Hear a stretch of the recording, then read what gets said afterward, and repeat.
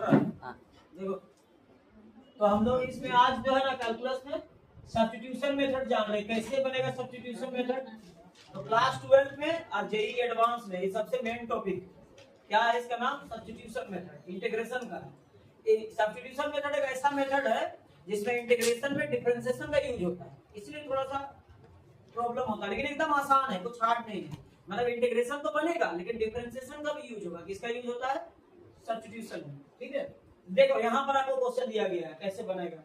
ठीक है, पहला क्वेश्चन है, देखो पहला क्वेश्चन आपको दिया है, क्या है यहाँ पर, cos x plus b dx integration में दिया है, मतलब integration cos x plus b dx इसको निकालना है। कैसे निकालेंगे? तो सबसे पहले देखो सब्स्टिट्यूशन मेथड का क्या रूल इधर, यहाँ पर आप देखो कि हम लोग cos x का जानते हैं, cos x से क्या होता है, sin x होता है।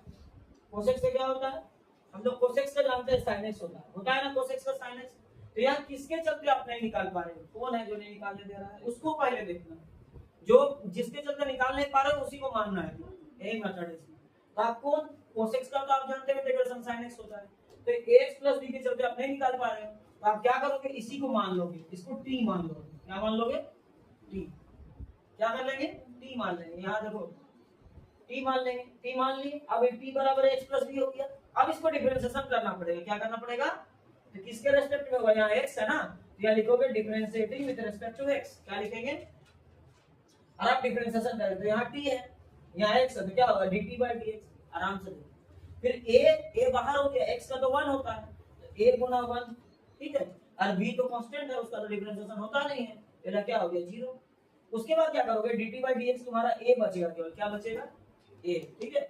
उसके बाद तुमको क्या करना है, उसके बाद यहाँ से dx का मान निकालना है। क्या निकालना है? dx का मान इसलिए निकालना है क्योंकि यही dx का मान यहाँ डालेंगे तो जो क्वेश्चन हो जो पहले आपको थोड़ा हार्ड लग रहा था वो आसान हो जाएगा। ठीक है, तो यहाँ से dx निकालो, क्रॉस गुना करने को आता है, क्रॉस गुना करेंगे तो dx का मान आ जाएगा dt by a, क्या आएगा, ये देखो dx को ये गुना a मल्टीप्लाई है ना, dt by a, इस तरह से आपने dx का मान निकाल लिया, आसान है, dt by a आ गया। उसके बाद क्या करोगे, देखो यहाँ तक हम लोग dt by a निकाल दिए। अब यहाँ लिखना है, ये लाइन में लिखना जो नंबर काट देगा, यूजिंग सब्स्टिट्यूशन मेथड, क्या लिखेंगे, सब्स्टिट्यूशन मेथड मतलब होता है ना किसी की जगह में किसी को रखेंगे। ठीक है, तो देखिए यही को लिखेंगे, तो यही गलत है, इंटीग्रेशन का साइन दिए, cos को लिखेंगे cos को, लेकिन आपने तो x plus b को भी t मान लिया है ना, तो ये ना हो जाएगा t। देखो आसान है, बोला था ना। अब dx का मान हम इसलिए निकाले थे क्योंकि इसको भी हटाना है ना, तो dx का मान को भी हटाएंगे। देखो इसको सब्स्टिट्यूट करना बोलते हैं। dx का मान क्या आया है, dt by a, तो जहां पर dx है वहां भी हो जाएगा dt by a, तो आप यहाँ dt लिखोगे, और जो by a है ना वो 1 by a करके बाहर निकल जाएगा। कहां निकल जाएगा, dt by a था ना, तो यहाँ तो dt हो गया, तो जो 1 by a उसमें छिपा है वो बाहर निकल जाएगा। कहां चल जाएगा, और अब देखो ये मैथ कितना आसान हो गया।